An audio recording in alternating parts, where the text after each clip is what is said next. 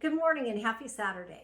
When our boys call that they're going to be coming to visit, I can always be assured that a text message or email will be followed with the list of recipes that they would like me to make of their favorite foods while they're here. Today I'm going to be sharing with you one of their favorite breakfasts, which is breakfast burritos. Let's get started. My burritos consist of bacon, egg, potato, salt, and pepper. The amount of ingredients you use will be dependent on your taste and your liking. For us today, I'm going to be making 3 burritos. So I've taken a half a pound of bacon and cut it in small pieces, and I'll be placing that in the microwave to cook. And then I have 6 eggs. My rule of thumb has always been 2 eggs per burrito. Okay, the bacon has finished cooking. I've placed it here on the plate next to the potatoes. I usually use frozen hash browns, but did not have any on hand, so I took 1 very large potato, shredded it, and that's what we're using for our potatoes today. I'm going to add both of these back to my pan, and I'm just going to kind of cook those together just for a couple minutes and let those warm back up. One nice thing about these burritos is that you can pre-cook things, set them to the side until you have everything ready to go. I just kind of want to mix these up here so they're incorporated together. While those are warming back up, I'm going to take my eggs here. And again, I apologize, but I just kind of dump what I think needs to go in there. We're going to add the salt and the pepper.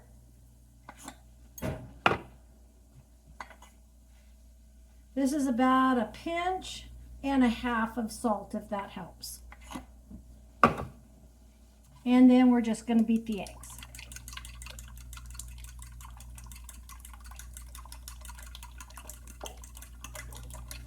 Okay. And I have this on pretty high heat, so this is pretty much incorporated. I'm going to add these back to the plate until I'm ready to use them. Made a little bit of a mess there. And we're going to add the eggs straight to the pan and get those cooking.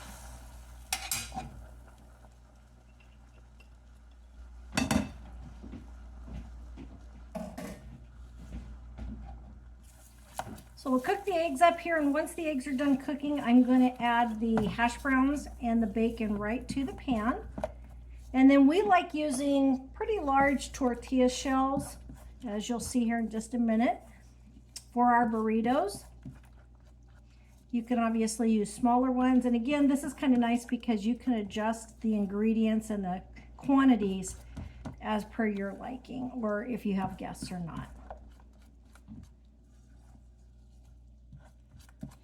We're just going to keep getting these all cooked up here. It's really nice. We have a neighbor down the street that has chickens. We haven't gotten our chickens yet, and he brings us eggs usually every week. These eggs here consist of some, what do you call it, the guineas. He has guinea hen, so there's a couple guinea eggs in here as well as chicken eggs. When you're cooking these eggs, you want to leave them a little wet because eggs dry out quickly once you've cooked them. So as you see here in just a minute, I'm just going to turn the heat back down. While these are a little wet, I'm going to go ahead and add the hash browns and the potatoes to them and get everything incorporated here. And I'm going to go ahead and turn the heat off because the eggs will continue to cook on the heat.